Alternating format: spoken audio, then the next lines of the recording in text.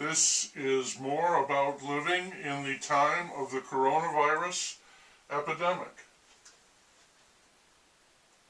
A while ago, I was thinking about geniuses and monsters. Monsters with genius. Thanks to the internet, I listened to Roy Buchanan playing on Austin City Limits long ago. One of the songs he played in that set was Sweet Dreams. He played that song often.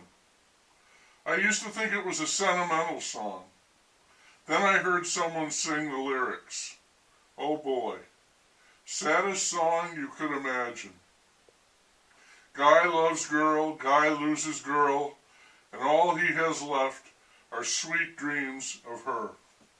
Perfectly suited to Roy. He could play like an angel, sometimes too showy to suit me. But he had his demons. They caught up to him one night and he hanged himself in a jail cell. What an end.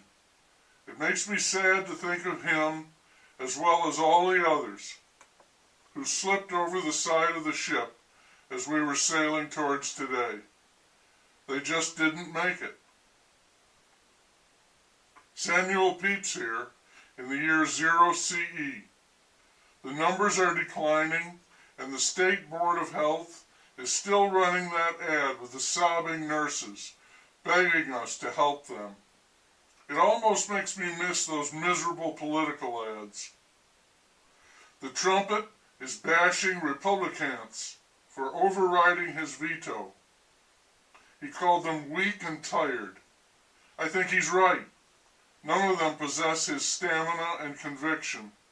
Also, they're politicians, and he's not. He hasn't conceded yet either. I don't think he will. Instead, he will morph into the shadow, and he will haunt the swamp. He can't prove it, but he knows the election was crooked, and he would like to straighten it out.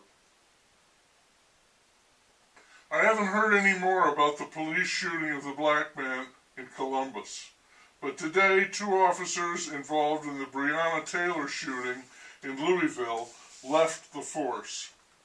I doubt if it was under pleasant circumstances. Again, why would anyone want to be a cop? Now, it's a complete mystery to me.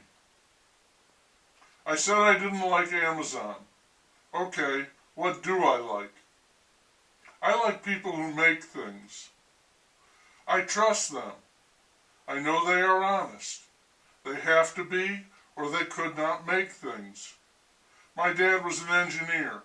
I thought he could make anything, fix anything. I saw a show about a knife maker. This dude dug sand from the shore of Lake Superior and used it to make steel in a smelter he had fashioned himself.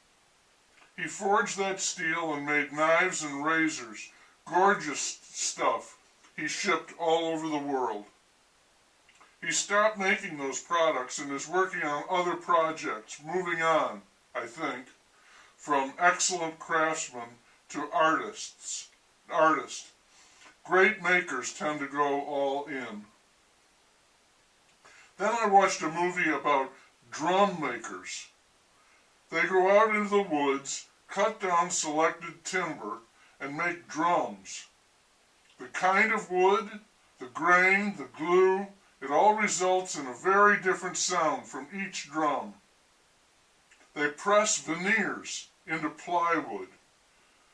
They got a 1,500-year-old log of bog oak from a river in Slovenia.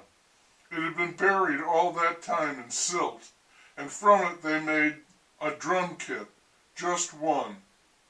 Neil Peart used it on the 40th anniversary Rush tour. Seeing him play that kit, called the R40, knowing he just died, made me sad, like losing Roy, or any of them. But some people make things, knives, drums, music, and that makes me happy. It's a real relief from the shroud of the epidemic.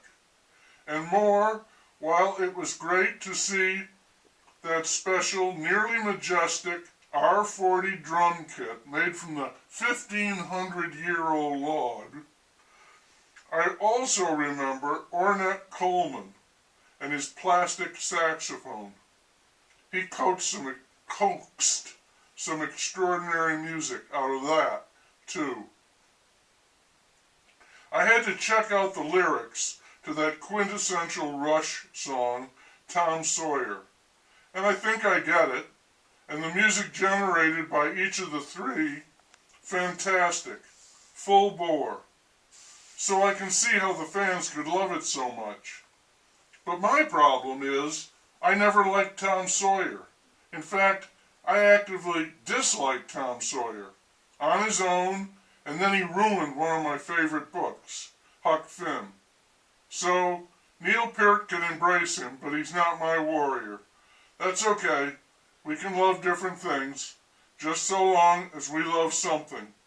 It's a problem when you lose that. Sweet dreams, Roy. I hope you're lucky and in love in this year 0 CE. And because we are helpless when we are in love, thus the phrase, in love, we are in it and we can't get out, what we love determines the direction and the measure of our lives. And finally, I think it's true that what we love chooses us rather more than the other way. We are overcome, if we're lucky, and we serve for the rest of our lives, gratefully, even ecstatically. Happy is the one who is in love.